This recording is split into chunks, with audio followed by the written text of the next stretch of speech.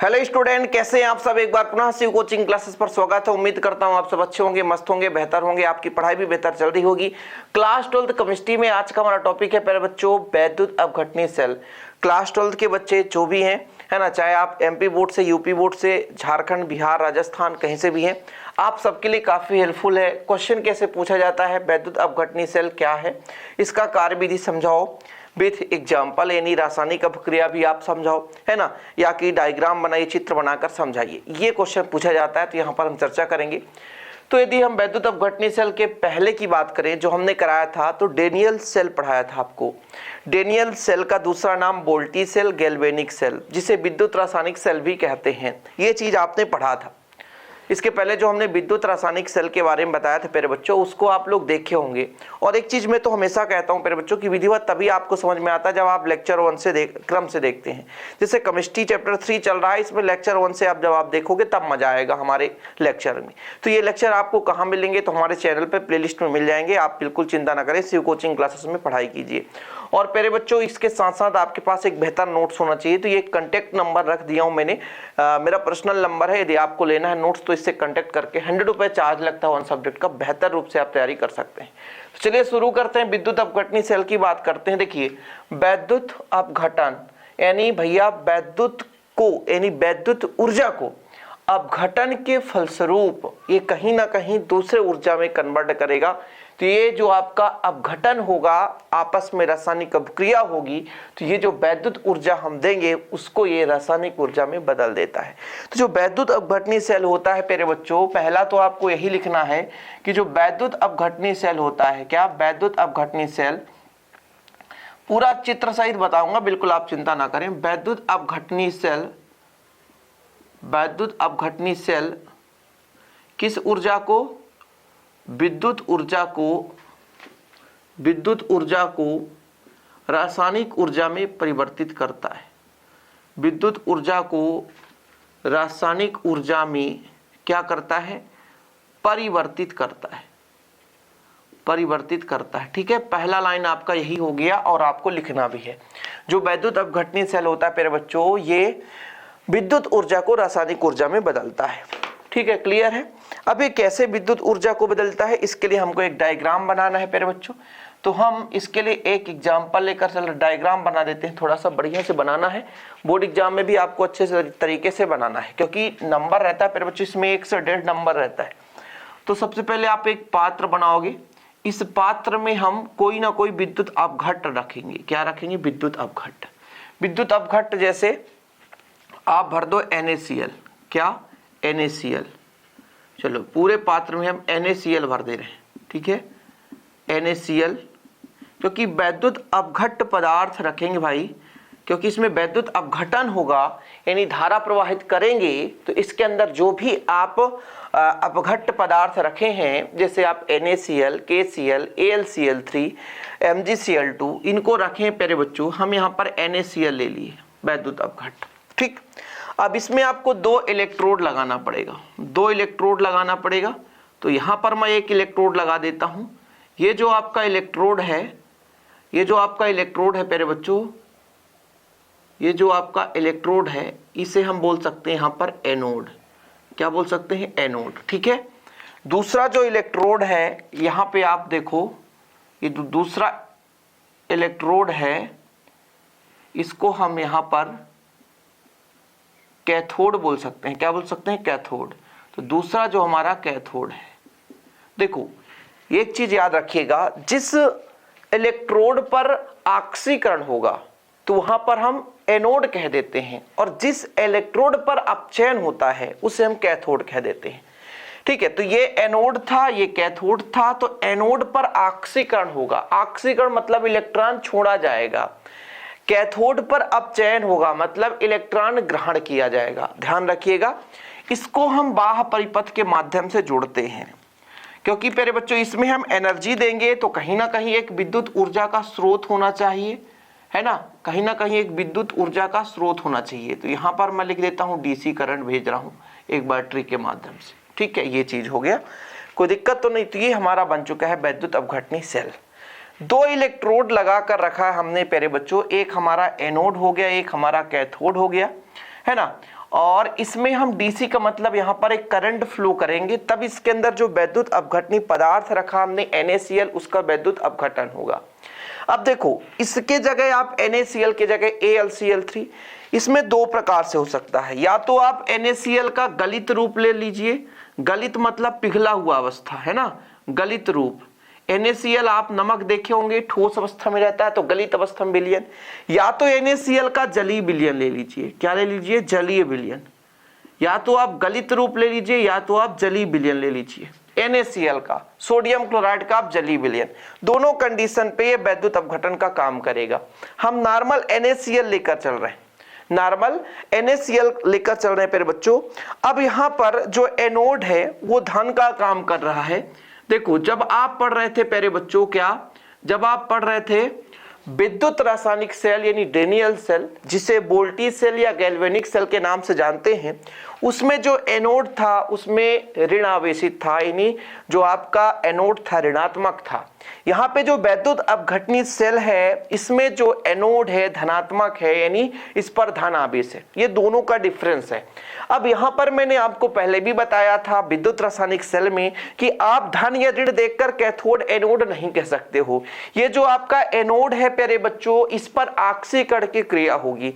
जहां पे भी आक्सीकरण होता है वो एनोड, आप मत दो ना एनोड कैथोड, बाद में देख लेना भाई साहब।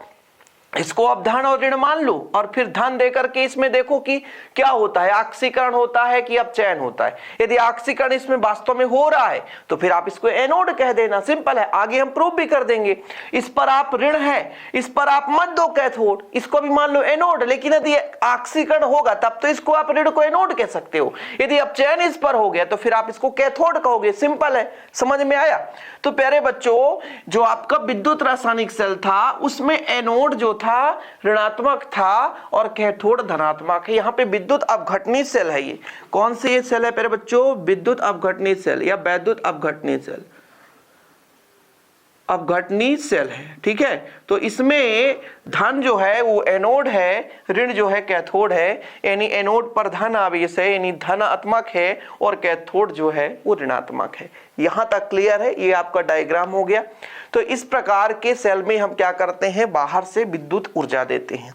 अब एक चीज और यहां पर आपको बता दूं, जो यहाँ पे मैं कैथोड लेकर चल रहा हूं इसका मैं पारा का मान सकता हूं कि ये पारा का बना हुआ है, और जो एनोड है इसको मैं ग्रेफाइट का ले लेता हूं। किसका ले लेता हूं? ग्रेफाइट का।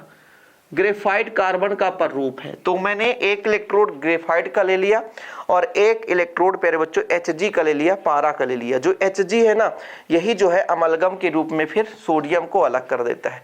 चलिए शुरू करें आगे का काम धाम। चलो यहां तक क्लियर हो गया होगा भाई साहब। ये डायग्राम भी आपके यदि बन गए तो 1 से 1.5 नंबर आपके पक्के हो गए। अब आपको क्या करना है कि इस प्रकार के सेल में क्या लिखना है प्यारे बच्चों? इस प्रकार के सेल में, इस प्रकार के सेल में बाह्य स्रोत से विद्युत ऊर्जा दी जाती है। बाह्य स्रोत से विद्युत ऊर्जा दी जाती है। पहला लाइन हो गया कि इस प्रकार के सेल में बाह्य स्रोत से विद्युत ऊर्जा दी जाती है, जिसके फलस्वरूप जब हम ऊर्जा देते हैं प्यारे बच्चों, या डीसी करंट है या हम यहाँ पे सेल बैटरी कुछ भी जोड़ सकते हैं, ठीक है, जिसके फलस्वरूप वैद्युत अपघटन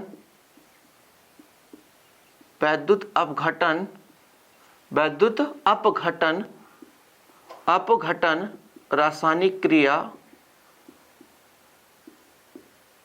वैद्युत अपघटन रासायनिक क्रिया होती है। वैद्युत अपघटन रासायनिक क्रिया होती है। देखो भाई साहब, जैसे ही हम बाह्य माध्यम से एनर्जी देते हैं इन इलेक्ट्रोडों के माध्यम से, तो अंदर वैद्युत अपघटन होता है और रासायनिक क्रिया होता है। अब रासायनिक क्रिया कैसे होगा प्यारे बच्चों? जैसे ही हमने इसमें एनर्जी दिया तो जो आपका NaCl है वो टूटेगा आयन के रूप में, तो बनाएगा क्या? Na पॉजिटिव NaCl, ठीक है। अब यहां पर हमने कहा कि वैद्युत अपघट सेल में वैद्युत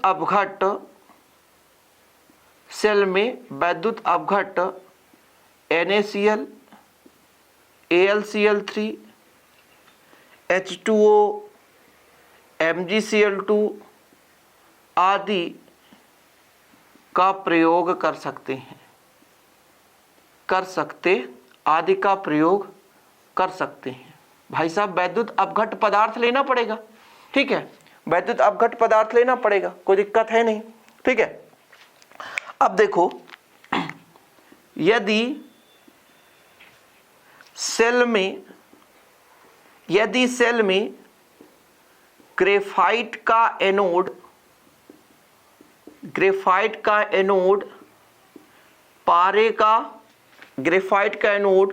पारे का कैथोड लगाकर NaCl में विद्युत धारा प्रवाहित किया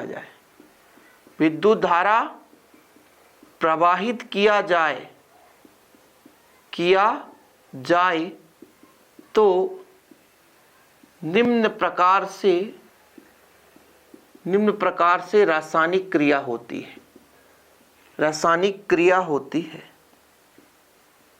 देखो थोड़ा सा, देखो हिंदी हमारा कंप्लीट हो गया, ज्यादा लिखना भी नहीं है, ज्यादा आपको लिखना ही नहीं है, 2-4 लाइन लिखना पड़ता है।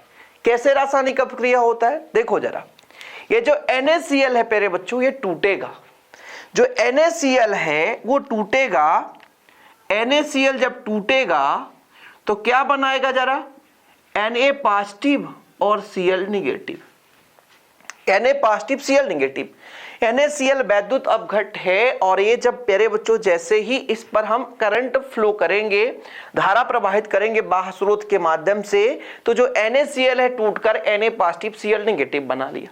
अब देखो, हम यदि कह दें कि ये जो इलेक्ट्रोड है धनावेश युक्त है और ये इलेक्ट्रोड ऋणावेश युक्त है, ठीक है, अभी हम कैथोड एनोड नहीं कह रहे हैं, ध्यान देना। तो जो हमारा धनावेश युक्त एनोड है, इस पर क्या आएगा भाई, ऋणावेश आएगा कि धनावेश आएगा, आप खुद सोचो। NaCl टूटा, Na पॉजिटिव बनाया, Cl निगेटिव बनाया, इसके पॉजिटिव आयन और इसके निगेटिव आयन, 2 आयन मिल चुके हैं। तो प्यारे बच्चों जो निगेटिव आयन है वो कहां जाएगा, पॉजिटिव की ओर, है ना, पॉजिटिव की ओर जाएगा, ध्यान रखिएगा। और जैसे ही पॉजिटिव की ओर जाएगा, थोड़ा समझिएगा, जैसे क्लोरीन है प्यारे बच्चों, जैसे ये क्लोरीन इसके पास जाएगा तो क्लोरीन निगेटिव है और जाएगा तो शुद्ध क्लोरीन बनेगा और एक इलेक्ट्रॉन क्या करेगा, बाहर कर देगा, एक इलेक्ट्रॉन बाहर करेगा, सही बात है। और मैंने कहा जहां पर इलेक्ट्रॉन त्यागा जाए वहां पे होता है ऑक्सीकरण, और जहां पे ऑक्सीकरण होता है उसी को कह देते हैं एनोड। फिर से समझो आप लोग, मैंने आपको क्या बताया था कि यहां पर जो एनोड है धनावेश युक्त है। अरे भैया एनोड का नाम ही भूल जाओ, हम नहीं कहते कि एनोड या कैथोड है, हम ये समझ रहे हैं कि ऐसा इलेक्ट्रोड जहां पर ऑक्सीकरण होगा उसे हम एनोड कहेंगे, ठीक है सर। अभी हम नहीं कह रहे एनोड, अब हमने क्या कहा, ये धनावेश युक्त एक इलेक्ट्रोड है, ये ऋणावेश युक्त है, धन और ऋण तो मानना पड़ेगा। जैसे NaCl टूटा, Na पॉजिटिव Cl निगेटिव, तो जो Cl निगेटिव है, ऋण वाला भाग है, वो कहां जाएगा प्यारे बच्चों, धन भाग की ओर। और धन भाग पर जो Cl निगेटिव है, इसके पास इलेक्ट्रॉन एक्स्ट्रा है, तो ये इलेक्ट्रॉन इलेक्ट्रोड को देगा, ये जो इलेक्ट्रॉन है इलेक्ट्रोड को देगा। और हमने बताया था जहां पे इलेक्ट्रॉन त्यागा जाए, जहां पर ऑक्सीकरण ऑक्सीडेशन हो, उसे कहते हैं एनोड। तो प्यारे बच्चों ये जो एनोड हमने नाम दिया है इसी कारण से दिया है क्योंकि यहां पे जो इलेक्ट्रॉन त्यागा जा रहा है और यहां पर ऑक्सीडेशन की क्रिया हो रही है, समझ रहे हैं। तो जो एनोड पर रासायनिक क्रिया होता है वहां पे ऑक्सीडेशन होगा। अब देखो जरा, ये जो हमारा Na पॉजिटिव है, जो Na पॉजिटिव है वो ऋण की ओर जाएगा, ऋण की ओर जाएगा, और ऋण की ओर जाकर के इसके पास इलेक्ट्रॉन की कमी है। Na पॉजिटिव का मतलब क्या है, सोडियम के पास 11 इलेक्ट्रॉन होते हैं, एक इलेक्ट्रॉन दे दिया तो Na पॉजिटिव हो गया, और वो इलेक्ट्रॉन किसने ले रखा है, क्लोरीन ने ले रखा है। तो Na पॉजिटिव पे प्यारे बच्चों एक इलेक्ट्रॉन की कमी है, सिंपल है। तो यदि मैं कह दूं कैथोड पर जो रिएक्शन हो रही है वो कैसे हो रही है, कैथोड पर जो रिएक्शन हो रही है वो कैसे हो रही है, ये Na जो पॉजिटिव है प्यारे बच्चों एक इलेक्ट्रॉन ग्रहण करता है और शुद्ध Na बनाता है, शुद्ध Na यानी सोडियम बना लिया, क्या बना लिया, सोडियम बना लिया, ठीक है। और ये जो सोडियम है मैंने जो है Hg के साथ क्रिया कर सोडियम और पारे का अमलगम बनाता है, ठीक है, अमलगम बनाता है। कहने का मतलब प्यारे बच्चों, सोडियम क्रिया करता है Hg से, ठीक है, और बना लेता है NaHg अमलगम, ये अलग हो जाता है, ठीक है। दिख रहा है, पूरा कंप्लीट समझ में आ रहा है। थोड़ा सा बस रासायनिक अपक्रिया बचा है प्यारे बच्चों, सिंपल है, मैं कैसे कह दूं, कहां से, कैथोड पर हो चुका है, अब यहां पर एनोड पर क्रिया करानी है। एनोड पर हेडिंग लगा लें थोड़ा सा, ठीक है। एनोड पर क्या होता है, देखो क्लोरीन क्या है, ऋणावेश है, तो धनावेश की ओर जाएगा। चलो क्लोरीन ऋणावेश है प्यारे बच्चों, तो धनावेश की ओर जाएगा, तो शुद्ध क्लोरीन बनाएगा, एक इलेक्ट्रॉन त्याग देगा। अब हमारे पास एक क्लोरीन में तो काम होना नहीं है, तो दो क्लोरीन आपस में जुड़ करके Cl2 का निर्माण कर देते हैं, और यही जो क्लोरीन गैस है वो बाहर चला जाता है। भाई अमलगम जो है अलग हो जाता है। इस सेल में एक प्रकार से हम यदि नाम दे दें तो इसका जो सिद्धांत है साल्वे-ट्रफ सेल का एक प्रकार से सिद्धांत मैंने लिया है। कौन सा, साल्वे-ट्रफ सिद्धांत, ठीक है। क्लियर है प्यारे बच्चों, ये हमारा कंप्लीट हो जाता है विद्युत अपघटनी सेल, और कुछ भी नहीं है। इतना यदि आप कर देते हैं तो आपको पूरे अंक मिल जाएंगे विद्युत अपघटनी सेल के, ठीक है। विद्युत अपघटनी सेल मैंने आपको बता दी जिसका नाम है इलेक्ट्रोलाइटिक सेल, ठीक है। कोई दिक्कत तो नहीं प्यारे बच्चों। इस पर जो रासायनिक अपक्रिया होती है, पहले NaCl टूटता है Na+, Cl नेगेटिव में, जो पॉजिटिव वाला भाग है वो निगेटिव की ओर जाएगा, जो निगेटिव वाला भाग है वो पॉजिटिव की ओर जाएगा, और इस प्रकार से आपका हो जाता है कंप्लीट रिएक्शन। उम्मीद करता हूं प्यारे बच्चों कि आप लोग समझ गए होंगे कि विद्युत अपघटन कैसे होता है, इसमें विद्युत अपघटनी सेल क्या है। स्क्रीनशॉट ले लिए होंगे, क्योंकि बहुत सारे बच्चे कहते हैं ना कि सर स्क्रीनशॉट का समय नहीं देते हैं। मैं तो भरपूर देता हूं कि आप लोग स्क्रीनशॉट लें, बेहतर तैयारी करें और नोट्स भी ले लें और अच्छे से तैयारी करते रहें। वीडियो पसंद आए तो लाइक करना ना भूलें, शेयर भी करते हैं। मिलते हैं अगली वीडियो के साथ बच्चे लोग। जय हिंद, वंदे मातरम।